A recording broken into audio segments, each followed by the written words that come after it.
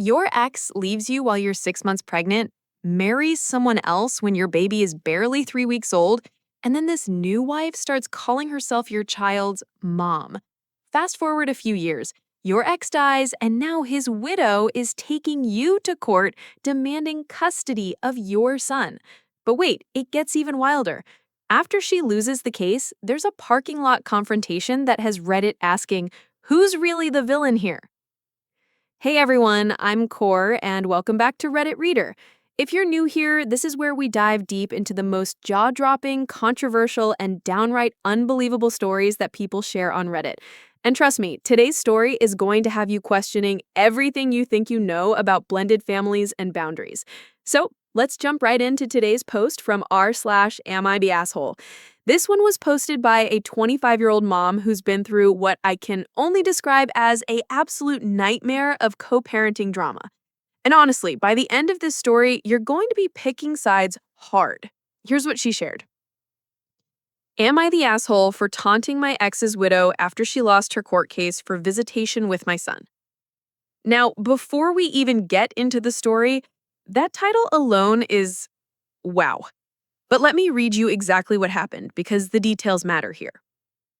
The father of my son, 4, left me for someone else when I was 25 female when I was 6 months pregnant.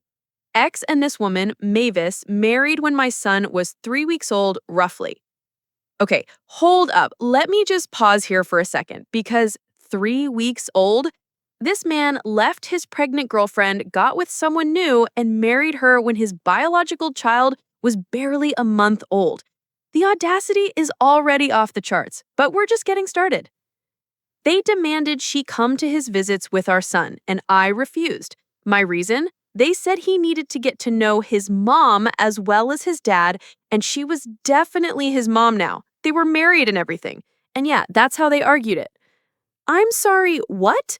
They're calling this woman who has zero biological or legal connection to this baby his mom because she married his father?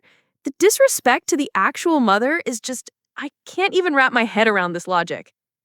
I never stopped him from seeing our son, but I didn't allow her anywhere near my home, and our son was 10 months old before X could take him out for visitation. Then I could do nothing about her being there, but at least she wasn't calling herself my son's mom in my home. So our original poster here, let's call her OP. She's trying to be reasonable about the father having visitation rights, which is totally fair. But she's drawing a very clear boundary about this Mavis woman, and honestly, I think most people would do the same thing in that situation. She did join my ex every time he dropped our son home with me, and she would try to start a fight because I wouldn't let her hold him to say goodbye once ex handed our son to me. She'd get mad I would refuse to let her spend time alone with our son too. Can you imagine? This woman is literally trying to insert herself into every single interaction, demanding alone time with someone else's child, and getting angry when the actual mother says no? The entitlement is just breathtaking. X was awarded every other weekend visitation when our son was 18 months old. He lost that visitation when our son was 2 because his wife tried to take our son out of daycare without permission, and the cops had to be called. And there it is. This Mavis woman literally tried to take this child from daycare without permission.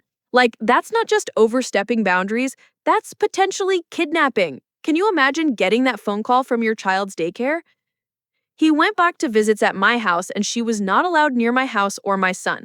That softened after a few more months. She had to issue an apology and take some classes, then every other weekend restarted. So even after this whole daycare incident, OP was still willing to work things out eventually. That shows some serious grace under pressure, if you ask me. Then my ex died last year. My son was with me at the time, so there was no fight to get him back or her trying to run with him or anything. And I think she'd have tried to keep my son if X died during his visitation weekends. This is where things get really complicated, right? Because now we're dealing with grief and loss, and this Mavis woman has just lost her husband. But OP makes a really good point. If the ex had died during his visitation weekend, would Mavis have tried to keep the child? Based on her previous behavior, it seems like a legitimate concern. Then Mavis tried to sue me for shared custody as his other parent. That case was thrown out because she was not a legal parent and had no parental rights to my son. I mean, of course it was thrown out. She has no legal standing to claim custody. But wait, it doesn't end there. Instead, she tried to sue for visitation, and unfortunately, that went to court. It took a few months, and we had 2 dates before the judge in order to get a ruling. She was denied visitation. It was decided she had not played a big enough role in my son's life, and she was not her family anymore. So the court basically said what we're all thinking. This woman doesn't have enough of a relationship with this child to warrant court ordered visitation, especially since her only connection to him was through her father, who is now deceased. I was relieved. Mavis was screaming about appeals as we left court. Screaming about appeals in the courthouse? That's not a great look. And honestly, it kind of shows the court made the right decision. She tried to confront me a week after court, and I was feeling so done with her shit, and I taunted her and told her she would never be in my son's life again and go fuck herself because she's all alone now, and with the way she acts, it didn't surprise me. She started screaming after me, but I kept going. And here's where OP is wondering if she went too far. Now, I have to say that all alone now comment is pretty harsh. But also, this woman has been harassing OP for years, tried to kidnap her child from daycare, and then dragging her through court for months after her husband died. Was the all alone now comment cruel? Maybe, but sometimes when people push you to your absolute limit, you snap back.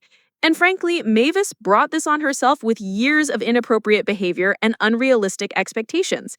The court got this one right. Just because you marry someone with a child does not automatically give you parental rights, especially when the other biological parent is alive and capable. What do you think? Was OP justified in finally telling Mavis exactly how she felt, or did she go too far in that parking lot confrontation? Drop your thoughts in the comments below. I love seeing your takes on these complex family situations. If you enjoyed this story and want to hear more wild Reddit drama, make sure to hit that like button and subscribe for daily Reddit content. And don't forget to ring that notification bell so you never miss when I upload these crazy stories.